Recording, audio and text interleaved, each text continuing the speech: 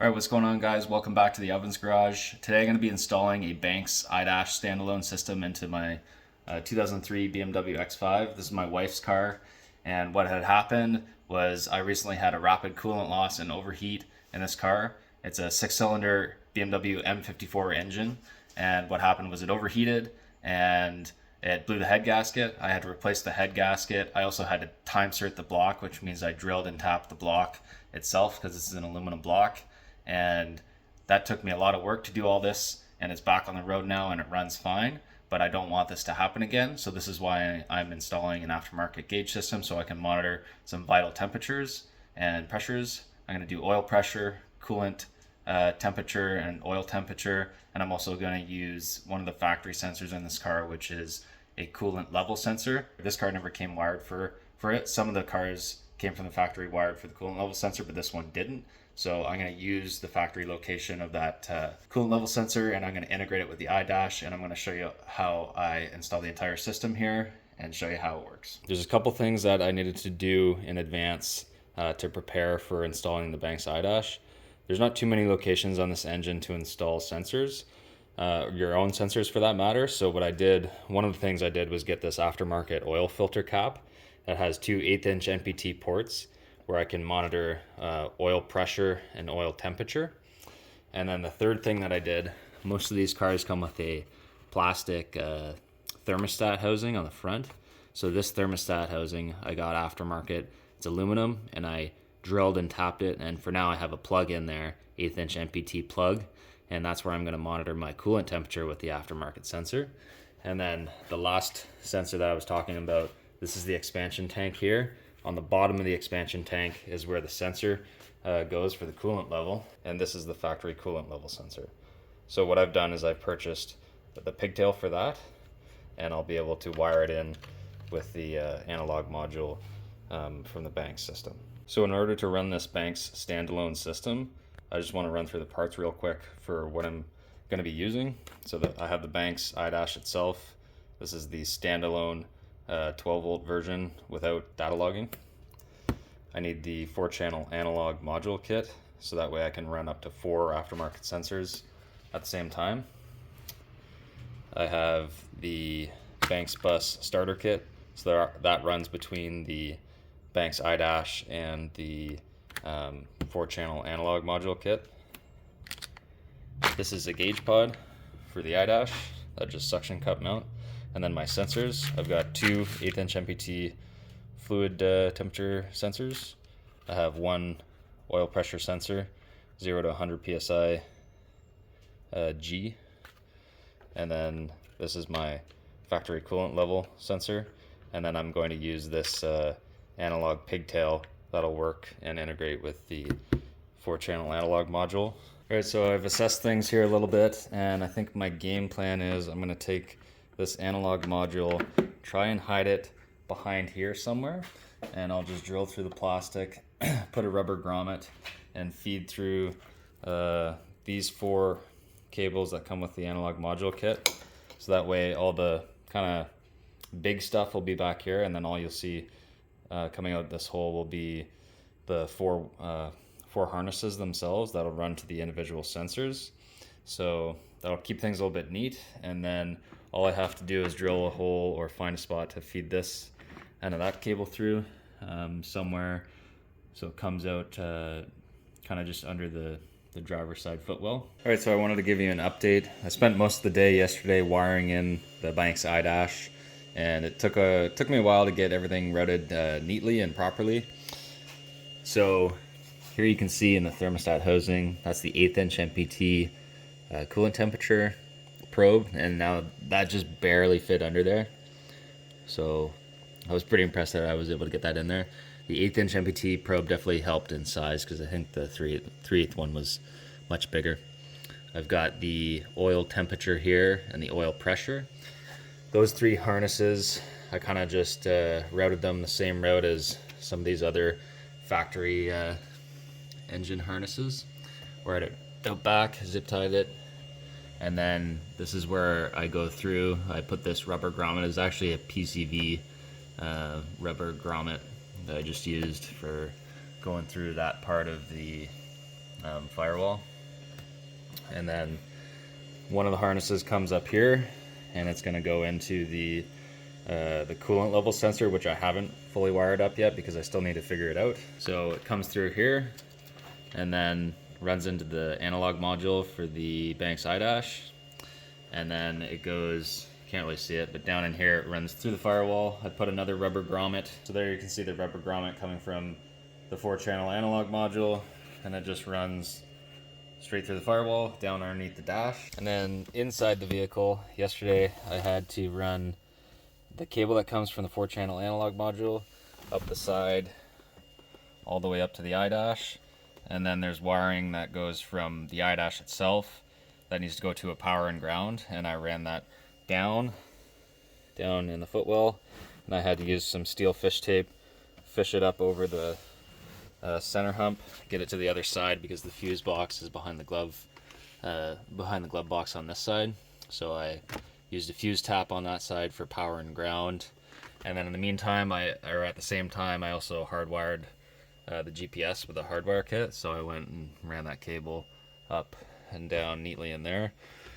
So now we have hardwired GPS, hardwired dash cam front and rear, and then also the iDash in this vehicle. Okay, so everything's wired up now. I'll just turn the vehicle to the run position here, so you can see the gauge turns on. All right, so I've already set up a few parameters here on the iDash. When you first set it up, it asks you for your engine displacement, and then you have to go into the settings, and for this one I set it as like no OBD or standalone, and then that way the next time you turn on your vehicle, it turns on automatically by itself. So here you can see I've set up a few things, kind of playing around with the settings. This is a very very complex little gauge system, and it's a very well designed, thought out gauge. But essentially there's you hit this button and you can go through the menu and adjust certain parameters.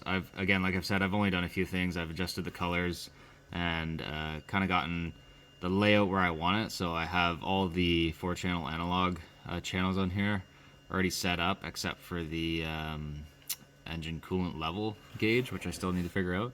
So that first one on the top is the engine coolant temperature, second one is engine oil temperature, third one's oil pressure, fourth one is the coolant level, which I still need to figure out, and then you automatically get voltage off of the iDash as well when it's hooked up to your 12-volt battery source, so it can detect what your voltage is too. So those are the 5 parameters that I'm going to monitor at any given time. I haven't set up alerts high and low for these yet because I still want to figure out the coolant level sensor before I adjust those.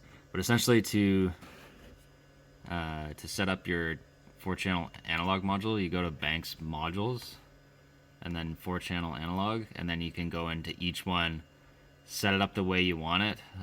If it's temperature or pressure probe, set that, and then what type of sensor you have, and then go down to change map parameter, and you can select that and then change it into, like, engine oil temperature, for example. And then when you go back and set up your gauge selection back here, you just go and choose, ECT or engine oil temperature, oil pressure, whatever, and it'll automatically map to the 4-channel analog that you had just set up. So one thing I wanted to show, because I hadn't seen too many videos online, is let's go back to the Banks modules. If you have your own sensor, for example, and you need to map it, there we go, channel 1B. So you can come in here, enable the channel, and then you can come in here, choose what you want it to be, pressure, temperature, voltage. So if I choose voltage, for example, and then calibration, you can go volts, or you can make your own custom table, which I haven't really messed around too much with, but you can make your own table. And even in here, if you don't want it to work off voltage, you can make it work off of resistance too. So if you have you can pretty much make any sensor work if you map it with your own table, and set an offset, I guess, too, if there's an offset value on whatever sensor you're using. But essentially, yeah, you can take any sensor, map it to the iDash, and then make it work and have a readout of whatever that sensor is for.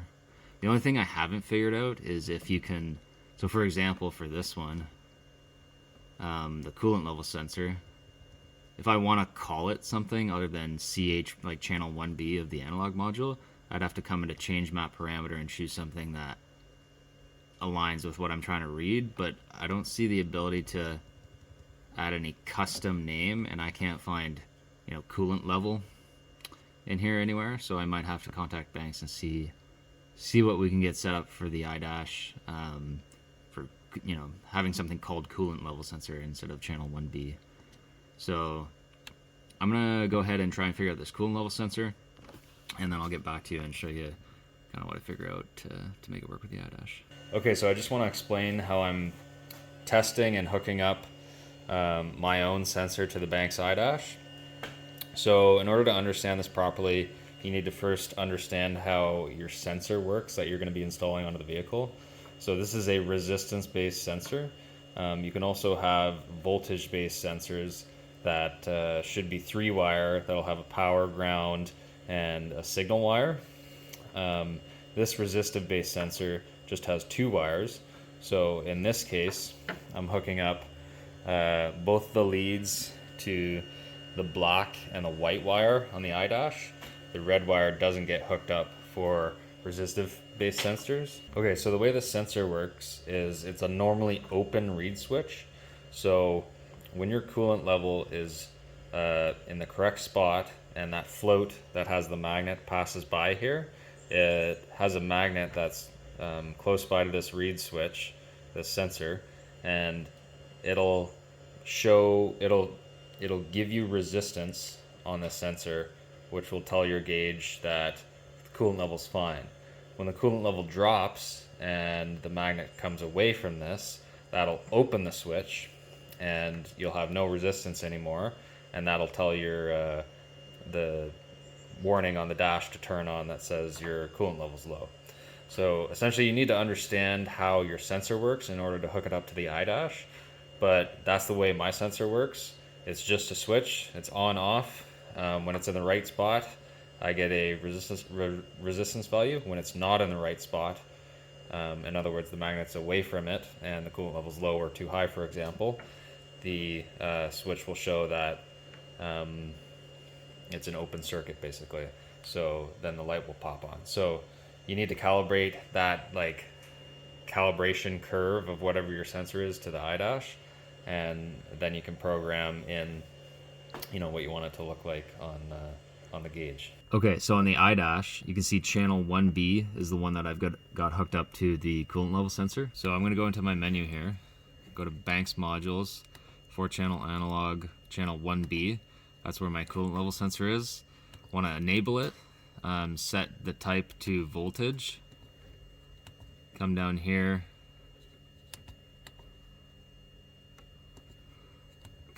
Set the calibration to custom table. Let's go back. And then config custom table. So in here, this is important for my type of sensor, a resistance-based sensor. You want to come in.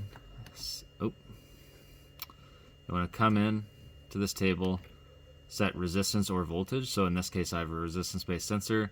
I want to set the resistance. For pull-up, you can set the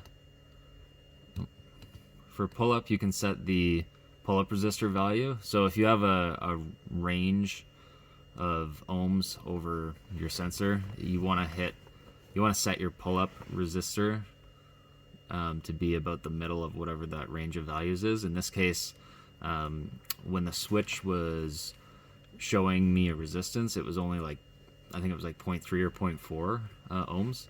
And then when it was open, it was just an open circuit. So I'm just setting it to 1.7K. And then down here, you can see, so at 0 ohms, I have a value of 1. In other words, the switch is on. And then when I have 1 ohm, the coolant level is too low, then I'm setting that to 0. So this will show on the face of the gauge when the gauge is on. Let's say my coolant level drops. That sensor will show a reading of 0.4, 0.5 ohms. and then on the gauge surface it'll show me 0. So when I have a value of 0 ohms on the sensor, so in other words the sensor is, or the coolant level is in the right spot, then it'll show me a value of 1 on the gauge. So you can set up, you know, if you had a sensor that kind of had its own curve, you can set up, like, I think it's like up to 10 values with many different, you can set up like all the, basically the calibration curve of whatever that sensor is. So here, you can see channel 1B is showing 0 right now, which means that my magnet is not in the right spot. In other words, the coolant level could be too low. So if I get that magnet and put it right onto the sensor, that should pop up to 1, and that'll tell me that my coolant level sensor is in the right spot. So let me go get out of the vehicle here, and I'll place a magnet next to the sensor, and you'll see what happens here on the gauge. Okay, so I've got my sensor here and this magnet, and what I'm going to do is just bump up this magnet up against the sensor, and I'll show you what's happening on the gauge. So I'll kind of place it on and take it off a couple times and show you. So when the coolant level's in the right spot, you can see, let me just get the magnet there, that should bump up to 1 when it's in the right spot. So there's 1. Now let me get the magnet out of the right spot at 0. Now put it back, I'll put it back in the right spot. There's 1 and 0. So you can see that's a pretty effective way. If I want to keep an eye on the coolant level in this vehicle, what I'm going to do is I'm going to set up an alert, basically. So I'll set up an alert that when the gauge shows 0, it'll alert the driver that the coolant level is low. And I'll do the same thing for all the other parameters here with the engine coolant temp, engine oil temp, oil pressure. I'll set lows and highs alerts, so that way we can alert the driver if there's any issues going on with the engine oil or the engine coolant. Okay, so I just finished connecting up the new pigtail with the Banks analog pigtail. I'm going to connect up my sensor, throw it in the bottom of the expansion tank, and we'll see if we get a proper reading. Alright, so I've got my pigtail with the sensor hooked up. It's outside of the tank. Let's go and take a look on the gauge. I should have a reading of 0. So CH1B, that's 0. Now if I go stick the coolant sensor in the bottom of the expansion tank and go check on the gauge.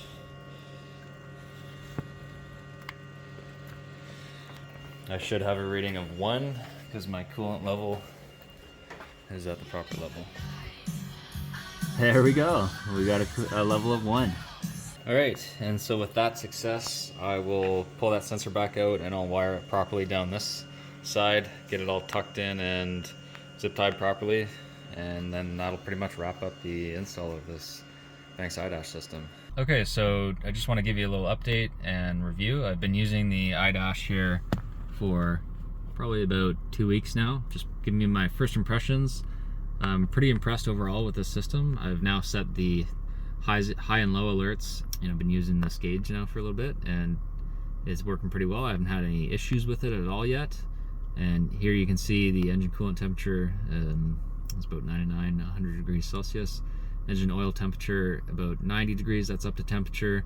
Have the oil pressure at 18, and you can see the coolant level sensor is in a normal spot, and it shows that we're charging. So overall, very impressed with the Banks iDash, and I would recommend getting one. So thanks for watching, and stay tuned for the next video. Cheers.